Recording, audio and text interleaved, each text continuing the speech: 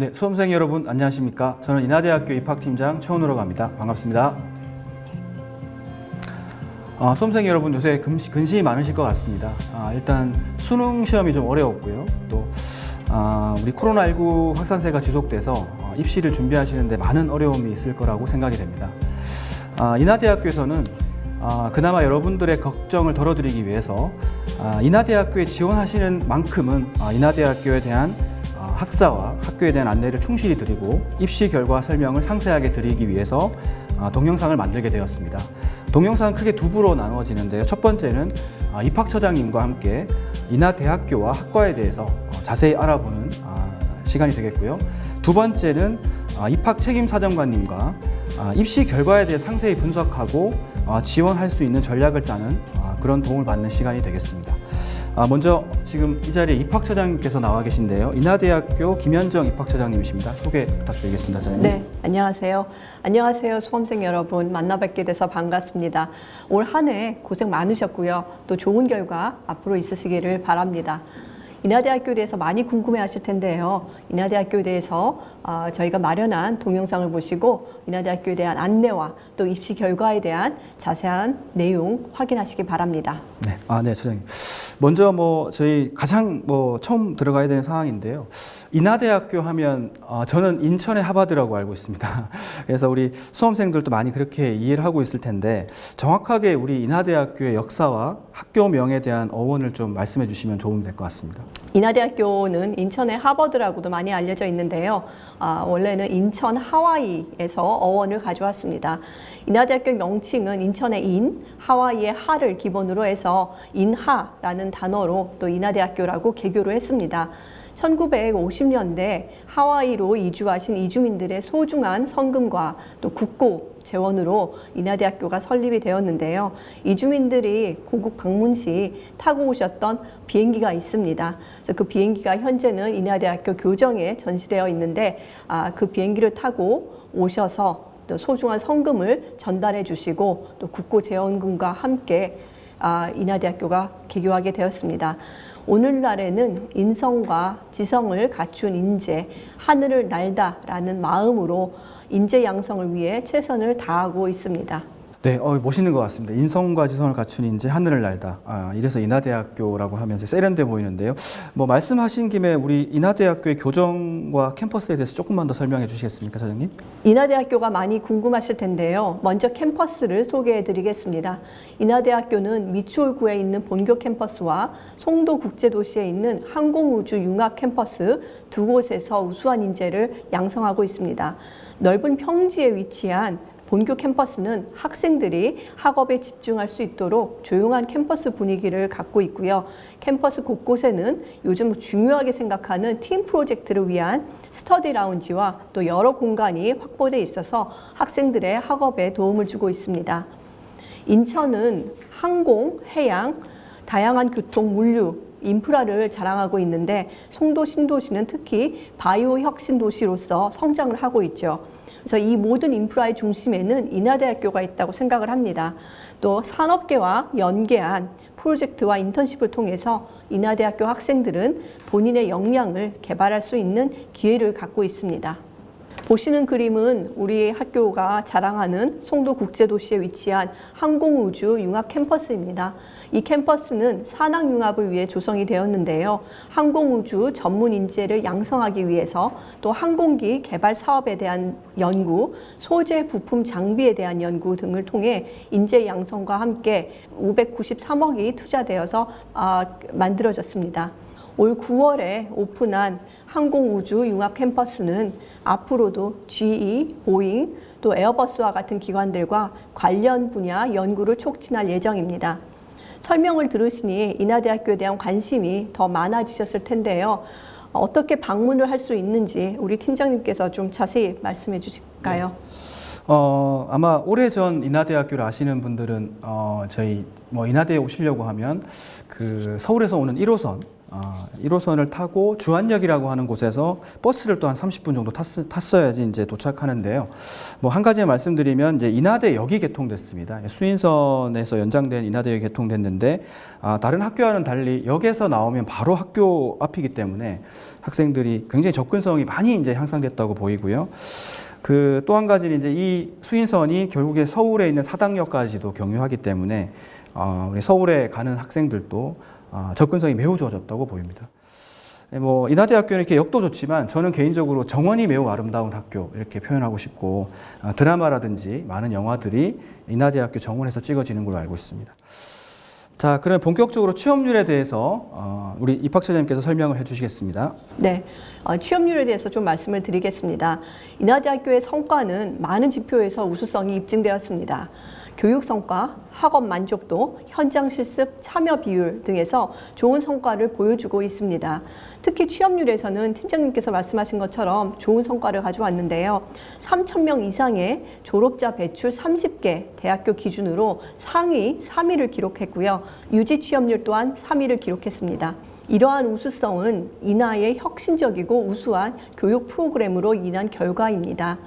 앞에서 말씀드렸듯이 인하대학교는 창의적이고 적극적이고 성실하고 국제적 감각이 뛰어난 인재를 육성하기 위해서 혁신적인 교육 프로그램을 운영하고 있습니다.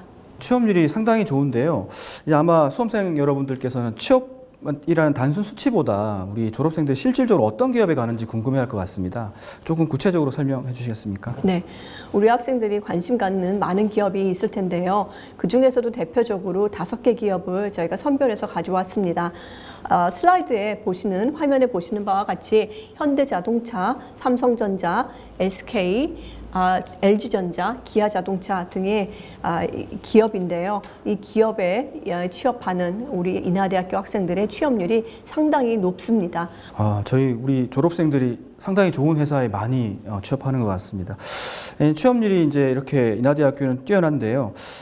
핵심적인 이유가 있을 것 같습니다. 뭐 여러 가지 이제 학교에서 제반되는 뭐 교육 프로그램들이 있겠지만 우리 인하대학교의 핵심 체크 두 번째 사항인데요. 교육 시스템. 우리 입학처장님께서 어떤 교육 시스템이 우수한지 설명해 주시겠습니다. 네. 인하대학교는 학생들을 미래 사회의 핵심 인재로 성장시키기 위해서 많은 교수님들이 연구와 또 교육에 매진하고 계시는데요. 특히 교육에 있어서 살펴볼 수 있는 부분인 전임 교원의 강의 비율은 굉장히 높습니다. 교수님들의 전공에 대한 애정과 깊이 있는 연구 결과는 우리 학생들이 듣게 되는 강의 내용과도 연결이 되어 있습니다. 인하대학교의 우수한 교육 시스템을 한번 로드맵으로 저희가 마련해 봤습니다. 인하대학교의 우수한 교육 시스템은 입학에서 졸업까지 학생들의 잠재력을 깨우고 역량을 향상시키기 위한 노력으로 만들어졌습니다. 먼저 인하대학교에 합격을 하게 되면 입학 전에 기초학력 함양을 위한 신입생 기초학력 평가를 통해서 기초 교과목을 이수하게 됩니다. 그리고 입학을 하게 되면 1학년 때는 대학 생활에 적응을 잘하고 다양한 학문 분야를 탐색할 수 있는 기회가 주어지는데요. 본인의 전공 계열 외 분야에도 관심을 가질 수 있도록 융복합 기초교육을 제공하고 있습니다. 2학년은 자기주도학습, 복수전공, 융합전공의 기회를 확대할 수 있도록 빅데이터 기반의 학습 지원 시스템을 통해서 맞춤형 학습 지원을 제공하고 있습니다. 창의적이고 적극적이고 또 성실함과 함께 글로벌 역량이 중요한데요. 글로벌 역량을 높일 수 있도록 국제 프로그램이 마련되어 있습니다. 3, 4학년은 체계적인 진로 교육을 제공하고 4차 산업혁명 시대의 사회가 요구하는 문제 능력, 문제 해결 능력, 창의력을 높일 수 있도록 역량 강화 프로그램을 운영하고 있습니다. 이러한 이제 프로그램을 통해서 학생들이 본인의 전공 외에도 다양한 분야의 지식과 경험을 습득해서 사회에 이바지할 수 있는 인재로 저희가 키우고자 합니다. 예, 지금 이제 슬라이드가 나오고 있는데요. 그 부전공과 복수전공 이제 뭐 많은 대학들이 다 이런 학사 프로그램을 운영하고 있습니다. 근데 이제 인하대학교만의 어떤 뭐 특색이 있다면 어떤 것이 있는지 선생님께서 좀 설명해 주시겠습니다. 네. 다중전공 시스템에 대해서 많이 들어보셨고 또 관심이 있으실 텐데요. 다중전공에 대해서 궁금해하실 것 같아 저희가 자료를 조금 자세하게 준비했습니다. 인하대학교는 다양한 다중전공 시스템이 있습니다. 보시는 것처럼 부전공, 복수전공, 연계전공, 또 융합전공, 학생 설계 전공입니다. 하나씩 살펴를 보면 부전공은 본인의 전공과 다른 전공을 같이 학습하는데 지정 과목 21학점 이상 이수 시 부전공으로 인정이 됩니다. 복수전공은 두 개의 전공을 동시에 이수해야지 인정이 되는데요. 예를 들면 고분자공학과 화학공학을 복수전공을 한다고 하면 각 전공에서 필요한 학점을 이수해야지 주어지는 학위입니다. 세 번째로는 연계전공이 있는데요. 기존의 교과목으로 구성된 2개 이상의 학과나 학부가 연계된 교과 과정을 이수하는 것입니다. 예를 들어서 본인의 전공이 통계학이고 관련 학과인 정보통신공학, 경영학, 글로벌 금융학 등을 연계하여서 빅데이터 분석이라는 전공이 됩니다. 융합전공이 있는데요. 2개 이상의 학과가 융합해서 별도의 교과 과정을 구성하고 별도의 전공을 만들어서 새로운 전공이 만들어지는 시스템입니다. 마지막으로는 학생 설계 전공이 있는데요. 전공 명칭 그대로 학생 스스로가 교과 과정을 구성하여 만든 맞춤형 전공이라고 할 수 있습니다. 네, 상당히 교육 프로그램들이 다양한데요. 이제 뭐 저도 대학 다닐 때 그랬지만 이 복수 전공과 부전공이 이제 쉽게 느껴지지만 상당히 학생들로 하여금 좀 부담감이 있을 것 같은데요. 근데 이런 것들을 좀 쟁취한 학생들한테는 어떤 이득이 있을까요? 현 시대는 이제 본인에 대한 전공과 또 그 전공을 확장할 수 있는 이런 역량이 중요합니다.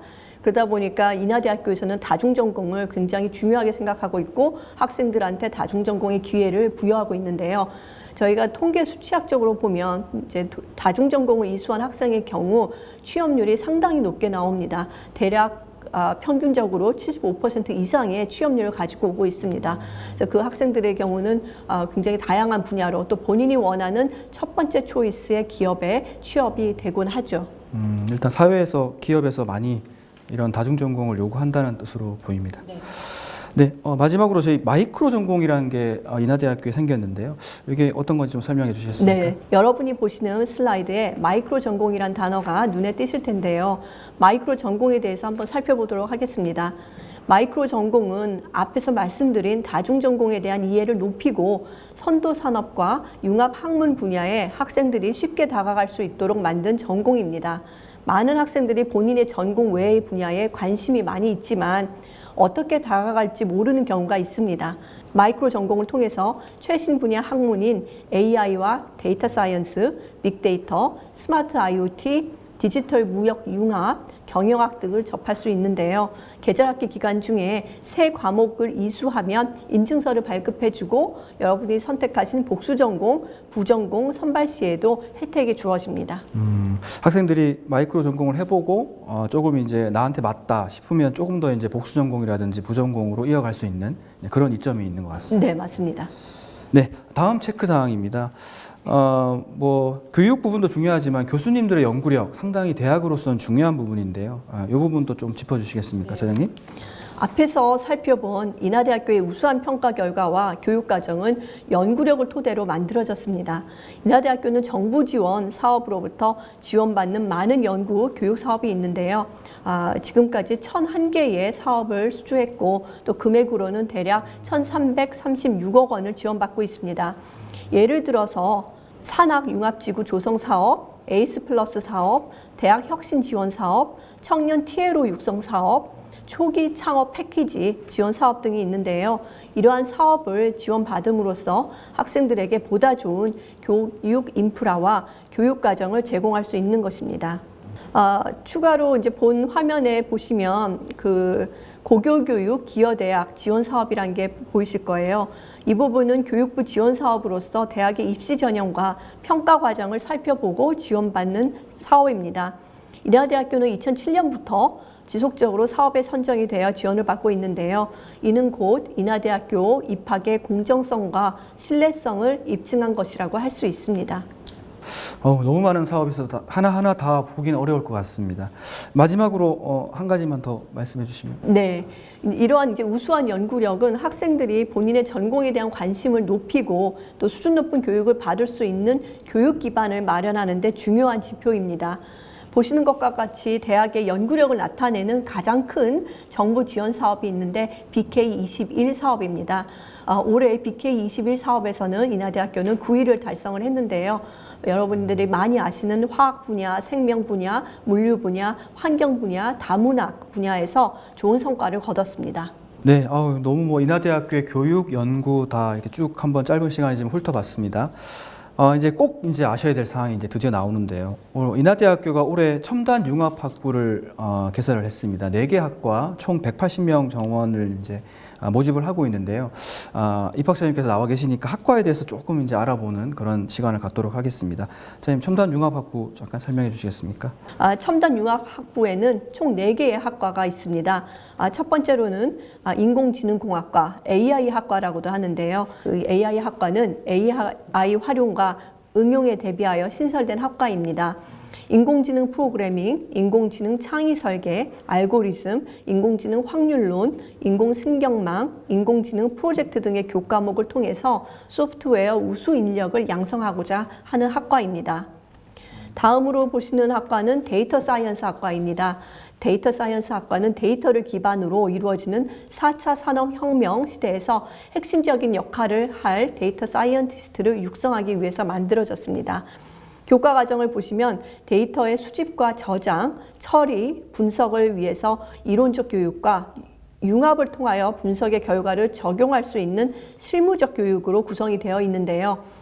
다양한 분야에서 발생하는 여러 문제들을 실제 데이터를 기반으로 이해하고 또 의사결정에 도움이 되는 정보를 생성할 수 있도록 21세기를 선도하는 이론과 실무를 겸비한 이런 데이터 사이언티스트를 양성하고자 하는 목적으로 설립이 되었습니다. 세 번째로 보실 학과는 스마트 모빌리티 학과입니다. 스마트 모빌리티 학과는 세계적으로 지속적인 도시 집중화가 진행이 되고 있고요. 또 교통체증과 온난화와 같은 환경 문제가 심각하게 대두되고 있는데요. 이제 이러한 문제를 해결하기 위해서 자율주행차와 같은 신차가 나왔습니다. 그래서 자율주행차와 같은 스마트 모빌리티의 요구가 많아졌는데 이러한 환경 패러다임을 저희가 분석하고 또 이러한 변화가 가져올 파급력을 예상해서 미래 자동차 산업을 아우르는 차세대 인재 양성이 필요하기에 스마트 모빌리티 학과를 만들었습니다. 다음으로는 디자인 테크놀로지 학과입니다. 디자인 테크놀로지 학과는 디자인과 공학, 소프트웨어와 하드웨어 기술을 융합한 미래 인재를 저희가 양성하기 위한 학과인데요. 4차 산업혁명에서 중요하게 대두되고 있는 디자인 역량을 높이고 또 AR, VR, 첨단 영상 디자인과 또 IoT, 스마트 디자인을 중심으로 미래 기술을 융합한 디자이너를 발굴하고 육성하고자 합니다. 디자인과 기술의 결합을 넘어서 디자인과 기술의 융합이라는 이런 새로운 패러다임에서 디자인적 사고와 또 공학 기술을 기반으로 미래 사회를 창조적으로 선도해 나갈 수 있는 디자이너, 프로듀서, 개발자, 기업가를 양성하고자 합니다. 다시 입학을 한다면 꼭 가고 싶은 학과인 것 같습니다. 미래 사회에서 꼭 필요한 학과 같고요. 주목하셔야 될 부분은 이제 정시 선발하는 학생들이 대부분 장학금을 받는다. 그런 부분을 꼭 체크하셔야 될 것 같고 아마 입시 결과 궁금하실 텐데요. 당연히 처음 운영하는 학과이기 때문에 기존의 입시 결과는 없습니다. 그래서 저희가 다음 시간에 이 4개 학과에 대한 입시 결과 예측을 상세하게 설명해 드릴 예정이니까 다음 시간 안내 동영상도 꼭 시청하시기 바라겠습니다. 자, 이제 마지막 체크사항입니다. 이 좋은 학과, 이렇게 유망한 학과도 있겠지만 현재 처장님께서 보실 때 이 정말 아까운 학과들이 이렇게 입시 결과가 낮다니 이런 학과들이 있을 것 같습니다. 그래서 저희가 눈여겨볼 학과 이렇게 명명을 했는데요. 학과를 좀 설명을 해주시면 좋을 것 같습니다. 네, 인하대학교는 많은 학과가 있고 정말 모든 학과가 다 눈여겨볼 만한 학과입니다. 그 중에서도 우리 수험생들한테 조금 더 적극적으로 이제 설명을 드리고자 하는 학과를 추려서 가져왔는데요. 기계공학과, 조선해양공학과, 사회인프라공학과, 그리고 아태물류학부입니다. 하나하나를 조금 자세히 살펴보면 이제 입시에 대한 결과를 우리 팀장님께서 좀 확인해 주실 텐데요. 왜 이러한 학과를 살펴봐야 되는지 제가 이제 좀 말씀을 드리겠습니다. 이 바이오 기계공학과, 인하대학교의 대표 공학 계열의 학과이죠. 그래서 기계공학과에서는 바이오 산업과 관련된 생명공학과와 융합해서 또는 같이 협업을 통해서 이 바이오 융합 연구센터라는 걸 만들었습니다. 그래서 그 연구센터에서 올해 나온 어떤 연구 결과인데요. 여러분들이 지금 코로나로 굉장히 어려워하시고 힘든 상황에서 저희가 좀 살펴볼 만한 이런 연구 성과입니다. 바이오 3D 프린팅과 뭐 레이저 절삭 가공을 통해서 이제 이 페이스 쉴드라는 게 만들어졌고, 이것은 이제 인하대학교의 기계공학과와 또 이제 생명공학과의 어떤 협업의 결과라고 할 수 있습니다. 이 기계공학과 하면 굉장히 이제 브로드한 학과로 알려져 있는데, 특히 또 인하대는 바이오와 또 융합을 하고 있는 것 같습니다. 입시 결과는 뭐 저희 다음 시간에 조금 상세하게 말씀드릴 텐데요. 일단 포인트는 지금 화면에 나오고 있습니다만 2018학년도, 19학년도, 20학년도에 각각 그 100분위 최종 등록자의 100분위를 보시면 88, 89.32, 82.99까지 조금 하락하는 상황입니다. 이게 이제 아무래도 다음 시간에 자세히 설명드리겠지만 수험생들의 감소와 또 연관이 있고, 또 최근의 트렌드 이런 부분과 연관이 있는데요. 그래도 지금 처장님께서 말씀하신 것처럼 굉장히 좀 브로드한 학문이고, 또 특히 밑에 취업률을 보시면 86.7%라는 굉장히 높은 성과를 보이고 있습니다. 그리고 또 한 가지 포인트는 50명이라는 많은 모집 인원을 이제 뽑았기 때문에 이게 입시 결과가 조금 낮은데요. 이런 부분들이 올해 들어서는 어떻게 될지 모르겠지만 아무튼 이렇게 생각하시면 될 것 같습니다. 작년에 이제 50명을 뽑았을 때 최종 합격한 추가 예비 합격자 예비 번호가 38번입니다. 그러면 이제 저희가 총 이제 합격 통보를 받은 인원들이 한 뭐 80명 이상 되겠죠. 근데 이 인원을 지원할 인원과 나눠보면 거의 2대1이 안 되는 그런 낮은 경쟁률을 나타내고 있습니다. 그래서 이 좋은 학과인데도 불구하고 이렇게 많이 뽑다 보니까 이런 발생하는 약간의 어떤 입시 결과가 있는데, 이런 부분들을 참고하신다면 퍼포먼스가 좋은 학과에 조금 입결을 낮아도 좀 입학할 수 있는 그런 확률이 높아진다. 이런 부분이 포인트라고 보여지고요. 좀 자세한 내용은 다음 시간에 또 입시 결과 부분에서 설명드리도록 하겠습니다. 제가 말씀드린 이제 기계공학과 외에도 조선해양공학과가 있습니다. 우리나라의 조선산업은 세계를 대표하는 산업입니다. 그래서 이 산업에 속해 있는 기업들 대부분이 대기업이고, 또 학생들의 취업률도 굉장히 높습니다. 조선해양공학과는 특수성이 많이 반영되어 있는 학과인데요. 우리나라에 몇 안 되는 학과이기도 합니다. 조선해양공학과 같은 경우는 이제 마찬가지인데요. 이게 경쟁률이 좀 스테이블합니다. 6대 1에서 5대 1 사이의 경쟁률을 나타내고 있고요. 100분위를 보시면 앞에 숫자만 보셔도 84, 85, 83 이렇게 아주 매년 스테이블한 입시 결과를 나타내기 때문에 예측이 좀 쉽다고 보시면 되겠고요. 또 이제 올해 23명을 모집하기 때문에 작년에 이제 19명보다는 훨씬 더 많은 인원을 모집하게 됩니다. 그래서 이런 상황들을 조합해서 보면 입시 결과가 소폭 하락할 수도 있는데요. 그럼에도 불구하고 처장님께서 말씀하셨던 그런 취업률과 대기업 취업률이 높기 때문에 학생들이 꼭 눈여겨봐야 될 학과 같습니다. 네. 세 번째로는 사회인프라공학과입니다. 인하대학교의 이제 사회인프라공학과는 적극적인 인턴십을 운영하고 있습니다. 그래서 이런 인턴십을 통해서 학생들이 실무 능력을 갖출 수 있도록 교육을 하고 있는데요. 이러한 부분이 높은 취업률로 연계돼서 나타나고 있습니다. 네, 뭐 조선해양공학과 마찬가지로 이 사회인프라공학과의 경우에도 입시 결과가 매년 스테이블합니다. 84, 83 이런 정도로 나타나고 있어서 예측이 쉽고요.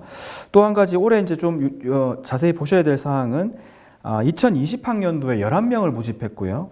올해 현재 5명 모집할 계획입니다. 이런 모집 인원의 변동 때문에 입시 결과가 소폭 상향할 수 있는 상황이라고 보시면 되겠습니다. 이런 부분들은 또 입시 예측 부분에서 조금 더 설명을 드리도록 하겠습니다.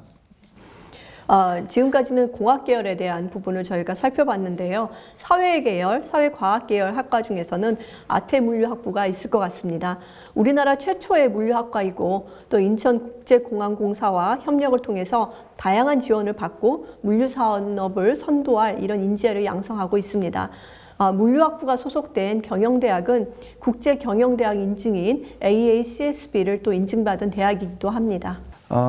아태물류학부는 아마 인하대학교에 관심을 갖는 인문계 학생들은 누구나 아마 염두에 두고 있는 학과일 텐데요. 입시 결과가 조금 높은 편입니다. 보시면 학년도별로 89.43, 89.64. 작년에 조금 이제 1%포인트 정도 하락했는데요. 그래도 매우 높은 입시 결과를 나타내고 있습니다. 당연히 취업률이 높고 또 특히 이제 이 학과의 경우는 인문계 자연계를 별도로 모집하는데 다음 시간에 설명을 드리겠지만 이제 인문계 학생들도 자연계 학생들도 인문계 학과에 지원할 때 수학 가형을 이제 보고 갈 수가 있거든요. 이제 그런 부분들에 대해서 염두에 두시고 이따 설명을 들으시면 될 것 같습니다. 지금까지 이제 인문계 학과 1개, 자연계 학과 3개 정도 리뷰를 했는데요. 말 그대로 입시 결과도 좀 눈여겨봐야 될 것 같고 입시 결과가 좀 낮은데도 굉장히 퍼포먼스가 좋은 학과로 이제 입학처장님께서 직접 설명을 해주셨습니다. 이 부분에 대해서는 저희가 다음 시간에 입시 결과에 대해서 좀 상세하게 리뷰하는 코너에서 다시 한번 중요한 포인트들을 짚고 넘어가도록 하겠습니다. 저희가 준비한 1부 순서는 이제 마지막인데요. 입학처장님께서 특별히 나오셔가지고 우리 학교에 대한 학사 안내와 또 연구에 대한 역량 부분, 그 다음에 또 눈여겨볼 학과 이런 부분들을 설명해 주셨습니다. 차장님 마지막으로 우리 수험생들에게 또 용기의 한마디 해주시면 좋을 것 같습니다. 네, 우리 학생들 올해 수험 준비하시느라고 고생이 많으셨습니다. 이제 수시도 어느 정도 마무리가 되어가고 있고 또 이후에는 정시가 있습니다. 여러분들의 좋은 성적으로 또 원하는 대학에 좋은 소식을 갖고 가시길 바라면서 인하대학교에 많은 관심과 또 애정 보여주시기 바랍니다. 감사합니다. 네, 감사합니다. 다음 시간에는 말씀드린 대로 정시 입시 결과, 수능이 되겠죠. 정시 입시 결과에 대해서 상세하게 리뷰하는 시간을 우리 책임 입학사정관님과 갖게 될 것이고요. 많은 기대 부탁드리겠습니다. 이상 저는 입학팀장 최원호였습니다. 반갑습니다.